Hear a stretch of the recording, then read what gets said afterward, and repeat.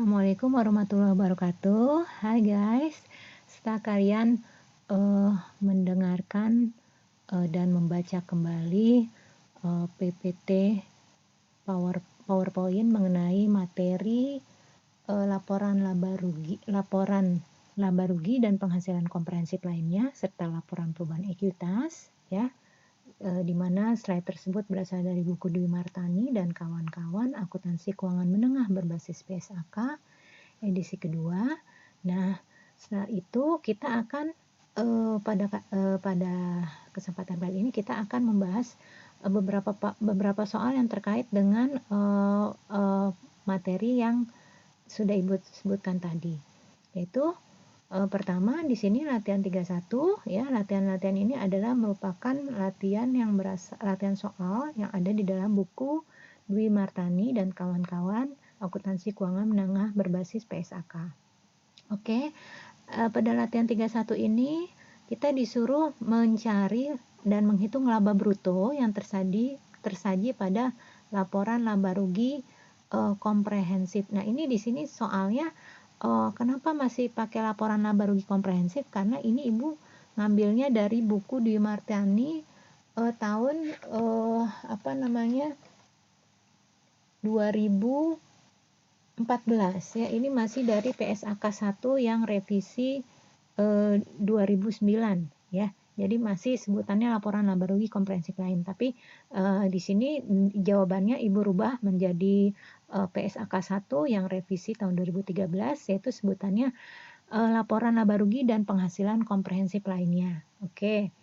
Nah, sekarang kita disuruh mencari laba bruto, ya, atau laba kotor. Ini simpel sekali, ya. Untuk mencari laba bruto adalah pendapatan penjualan dikurangi dengan retur penjualan, ya. Didapatkanlah net sales atau penjualan bersih, nettingnya. Setelah itu kita kurangi dengan beban pokok penjualan atau cost of goods sold sama dengan gross profit atau laba bruto, ya. Jadi net sales itu dapatnya dari sales dikurangi retur on sales, atau kalau ada allowance boleh dikurangi juga, itu dapatlah net sales. Setelah itu net sales dikurangi dengan COGS, cost of goods sold, atau sama dengan beban pokok penjualan, dapatlah netting laba bruto atau gross profit, ya. Jadi mudah sekali. Jadi ini adalah laba bruto, gross profit yang disajikan dalam laporan laba rugi dan penghasilan komprehensif lainnya untuk PT Agung Kaya. Oke, sekarang latihan 32. Latihan 32 adalah di sini kita disuruh menghitung laba atau rugi dari laba atau rugi dari laporan laba rugi dan penghasilan komprehensif lainnya. Oke, di sini PT Mulia, ya, ada penjualan, ada beban pokok penjualan, ada beban operasi, ada keuntungan belum direalisasi, efek ekuitas tersedia untuk dijual atau available for sale, ada dividen tunai yang diterima dari investasi. Oke, nah di sini kita buat PT Mulia, laporan laba rugi dan penghasilan komprehensif lainnya. Oke, ya, di sini kita hitung, ya, penjualan dikurangi dengan beban pokok penjualan itu sama dengan laba kotor, ya. Setelah itu kita kurangi dengan beban operasi, ya. Itu namanya laba sebelum pajak, ya. Setelah itu kita kurangi lagi dengan keuntungan belum direalisasi dari efek ekuitas tersedia untuk dijual. Nah, keuntungan belum direalisasi efek ekuitas tersedia untuk dijual ini merupakan bagian dari penghasilan komprehensif lain yang direklas ke laba rugi, ya. Itu kita kurangi. Setelah itu dikurangi dari dividen tunai dari investasi, ya. Maka dapatlah penghasilan komprehensif lain tahun berjalan dari PT Mulia.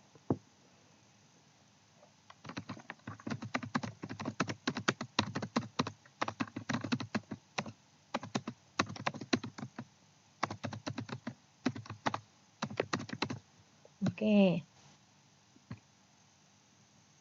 Oke, sekarang kita ke latihan 33 ya. Di sini PT Pulung ya.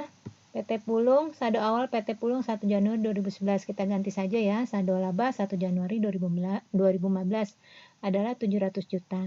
Selama tahun 2015 PT Pulung melaporkan rugi neto sebesar 300 juta dan mengumumkan dividen tunai sebesar 80 juta. Hitunglah berapa saldo akhir tahun 31 Desember 2011. Saldo labanya ya. Nah, kita ganti 2015. Ini berarti kita disuruh mencari saldo laba. Ya. Jadi saldo laba 1 Januari 2015 atau retained earning awal yaitu 700 juta ya. Dikurangi rugi neto ya. Kalau misalnya ada keuntungan kita tambahkan keuntungan neto.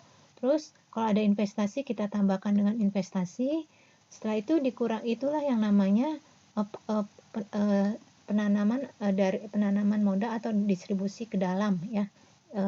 Setelah itu dikurangi dengan dividen tunai ya. Dividen tunai ya. Itu mengurangi ya. Maka dapatlah saldo laba 31 Desember 2015. Oke ya. Jadi kalau rugi mengurangi saldo laba, keuntungan menambah saldo laba, dividen tunai mengurangi saldo laba, investasi menambah saldo laba ya. Oke. Sekarang kita ke latihan 34. Latihan 34 di sini kita disuruh mencari laporan perubahan ekuitas PT Panama untuk bulan yang berakhir 31 Desember 2015 ya. Di sini ya diketahui bahwa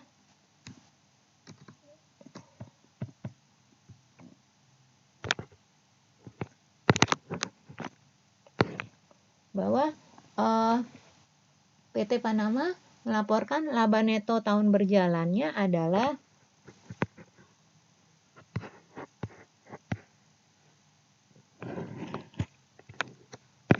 laba neto tahun berjalan, dividen yang diumumkan, kerugian belum direalisasi, saldo laba awal, modal saham, akumulasi pendapatan komprehensif lainnya, saldo awal. Berapa total ekuitas yang dilaporkan PT Panama ya. Jadi di sini ya kita ganti ya. Jadi laporan perubahan ekuitas itu adalah terdiri dari unsur-unsur yang membentuk laporan perubahan ekuitas adalah modal saham, saldo laba, akumulasi penghasilan komprehensif lainnya ya. Di mana modal saham awal yaitu di sini saldo awal 1 Januari 2015 ya sebesar 80.000 ditambah dengan saldo laba atau retained earning yang retained earning adalah laba yang ditahan yang tidak didistribusikan kepada pemegang saham ya. Itu adalah menambah modal saham ya. Berarti saldo laba ini adalah saldo laba pada akhir Desember 2014 ya, yang merupakan saldo laba awal 1 Januari 2015. Ini menambah total ekuitas. Ditambah dengan akumulasi penghasilan komprehensif lain ya. Ini kita tambahkan ya. Nah, itu sama dengan total ekuitas. Oke. Sama dengan 250.000. Nah, sekarang saldo awal, saldo modal saham ya. Awal itu 80.000 ya. Ternyata tidak ada penambahan modal saham lagi ya. Oke, makanya saldo akhirnya 31 Desember 2015 itu tetap 80.000 ya.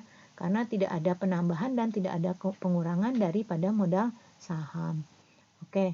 Nah, saldo laba ya kita lihat saldo laba awalnya adalah 1 Januari 2015 160.000 ditambah dengan laba neto yang terjadi pada Desember 2015 yaitu 120.000 dikurangi dengan dividen yang dibayarkan tahun 2015 yaitu 24.000. Maka saldo laba akhir 31 Desember 2015 adalah 256.000. Oke, sekarang akumulasi penghasilan komprehensif lainnya ya. Akumulasi penghasilan komprehensif lainnya saldo awal 1 Januari 2015 10.000 ya. Setelah itu dikurangi dengan kerugian belum direalisasi 8.000 ya. Jadi karena ada kerugian kita kurangi ya, kalau ada keuntungan kita tambahkan. Maka saldo akhirnya sebesar 8.000. Oke, maka total ekuitasnya adalah saldo akhir ya. Saldo akhir dari modal saham ditambah saldo akhir laba ya, ditambah dengan saldo akhir akumulasi penghasilan komprehensif lain, maka didapatkanlah total ekuitas 31 Desember 2015. Oke ya. Sekarang latihan 35 ini mudah sekali ya. Kita disuruh mengurutkan ya pos-pos yang tersaji ya. Di sini pos-pos tersaji dalam membentuk laporan laba rugi dan penghasilan komprehensif lainnya tidak beraturan ya, makanya kita disuruh menyusun ya. Jadi kita susun dulu, pertama penjualan, kurangi beban pokok penjualan ya, sama dengan laba bruto, kurangi beban operasi, dapatlah pendapatan lainnya dan keuntungan ya. Ditambah pendapatan lainnya dan keuntungan. Setelah itu laba sebelum pajak ya, terus dikurangi pajak penghasilan sama dengan laba dari operasi dilanjutkan ya, terus ditambah dikurangi dari operasi yang dihentikan ya, maka dapatlah laba periode berjalan. Oke, sekarang soal 32. Soal 32 ya, di sini ya PT Roda Mas Perkasa ya, ada akun-akun yang terkait dengan laporan laba rugi dan penghasilan komprehensif lainnya. Nah, di sini ya kita disuruh menyusun ya laporan laba rugi dan penghasilan komprehensif lainnya, bentuk ganda dan bentuk tunggal, serta kita disuruh mendiskusikan mana format yang lebih baik. Oke, nah di sini ya adalah PT Roda Mas Perkasa ya, PT Roda Mas Perkasa ya, karena di soal tahun 2010 kita rubah saja tahun 2015 ya, karena terlalu lama ya, ini kita rubah di sini. Nah, sekarang kita membuat laporan laba rugi dan penghasilan komprehensif lain bentuk ganda atau multiple step income ya. Nah, ini kita buat judulnya dulu, title dan laporannya PT Roda Mas Perkasa, laporan laba rugi dan penghasilan komprehensif lainnya untuk tahun yang berakhir 31 Desember 2015 ya. Terdiri dari dua bagian pertama dan bagian kedua. Sekarang kita ulas bagian pertama dulu. Bagian pertama adalah penjualan neto dikurangi beban pokok penjualan sama dengan gross profit, dikurangi dengan beban administrasi, biaya administrasi, dikurangi dengan beban penjualan, kurangi dengan beban bunga, dapatlah laba operasi. Ditambah dengan pendapatan atau beban lain-lainnya. Di sini adanya pendapatan sewa termasuk pendapatan lain-lain. Kerugian atas penjualan aset pabrik itu masuk ke dalam pendapatan dan beban lain-lain. Karena kerugian berarti masuk ke dalam kerugian beban lain-lain. Kalau ada keuntungan atas penjualan aset pabrik, masuknya ke dalam pendapatan lain-lain. Maka didapatkanlah laba sebelum pajak. Oke, setelah itu dikurangi dengan beban pajak penghasilan, maka dapatlah laba tahun berjalan. Oke, jadi bagian pertama itu adalah merupakan laba tahun berjalan. Oke, bagian kedua itu merupakan penghasilan komprehensif lain tahun berjalan. Nah, sekarang kita tambahkan ya, laba tahun berjalan 473694 ditambah penghasilan komprehensif lain yang akan direklas ke laporan laba rugi ya. Nah, ini kita ternyata yang masuk ke dalam penghasilan komprehensif lain yang direklas ke laporan laba rugi adalah pendapatan belum direalisasi dari efek ekuitas tersedia untuk dijual. Ya, kita tambahkan, maka dapatlah laba rugi komprehensif tahun berjalan. Ya, jadi kalau misalnya ada akun-akun yang terkait dengan penghasilan komprehensif lain yang tidak akan direklas, ya, itu berarti kita masukkan, ya. Nah, kebenaran di dalam soal ini tidak ada akun-akun yang terkait dengan penghasilan komprehensif lain yang tidak direklas ke laporan laba rugi, ya, misalnya keuntungan revaluasi aset tetap, pengukuran kembali program imbalan pasti, ya, terus ada bagian penghasilan lain dari entitas asosiasi, ya. Terus ada pajak penghasilan yang tidak direklas ke laba rugi, ya. Karena di sini tidak ada, berarti kita tidak masukkan ke untuk untuk sebagai untuk menghitung penghasilan kompresif lainnya. Setelah itu ada pos-pos yang direklas ke laba rugi, ya. Di sini yang diketahui adalah aset keuangan tersedia untuk dijual. Di sini ada pendapatan belum direalisasi dari efek ekuitas tersedia untuk dijual, berarti kita tambahkan. Selain itu juga ada selisih kurs, ya, dari penjabaran laporan keuangan, ada lindung nilai arus kas, ya. Itu juga merupakan akun-akun yang direklas ke laporan laba rugi. Oke, setelah dapat laba rugi komprehensif tahun berjalan 504.694, maka didapatkanlah laba per saham. Laba per saham didapatkan dari laba rugi komprehensif tahun berjalan dibagi dengan outstanding stock, ya. Saham yang beredarnya tadi adalah 20.000 lembar. Oke, nah ini adalah laporan laba rugi bentuk ganda atau multiple step income. Oke, sekarang laporan laba rugi dan penghasilan komprehensif lain bentuk tunggal atau single step income. Nah, kita lihat ya, judulnya, titlenya PT Roda Mas Perkasa, laporan laba rugi dan penghasilan komprehensif lainnya, tahun yang berakhir 31 Desember 2015. Oke, bagian pertama, ya, itu penjualan neto kurangi beban pokok penjualan laba bruto, kurangi biaya administrasi, kurangi beban penjualan, dapatlah laba operasi, kurangi beban bunga, ditambah pendapatan lain-lain. Di sini pendapatan sewa, ya. Terus di sini ada kerugian atas penjualan aset masuk ke dalam beban lain-lain, didapatlah laba sebelum pajak. Dikurangi pajak penghasilan sama dengan laba tahun berjalan, ditambah dengan penghasilan komprehensif lain yang akan direklas ke laba rugi. Ya, itu contohnya di sini adalah pendapatan belum direalisasi dari efek ekuitas tersedia untuk dijual. Ditambah sama dengan total penghasilan komprehensif tahun berjalan. Oke, sekarang laba per sahamnya adalah 25.203, dapatnya dari total penghasilan komprehensif tahun berjalan dibagi dengan 20.000 jumlah saham yang beredar. Oke, nah setelah kalian tadi membandingkan antara laporan laba rugi berganda multiple step income dan single step income, kita disuruh mendiskusikan mana format yang baik, ya. Nah, kalau untuk perusahaan yang dimiliki 100%, maka oleh entitas, ya, itu lebih bagus kita pakai single step income karena lebih sederhana dan informatif. Tapi kalau ada perusahaan untuk perusahaan